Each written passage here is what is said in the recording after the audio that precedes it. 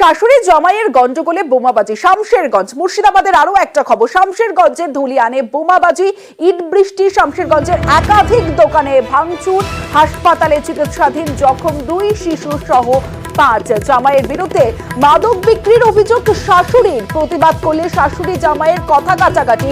শাশুড়ি জামাইয়ের গন্ডগোল থেকে বোমাবাজি, ইট বৃষ্টি। পরিস্থিতি নিয়ন্ত্রণে শামশেরগঞ্জ থানার পুলিশ। ঘটনার পর থেকেই পলাতক জামাই।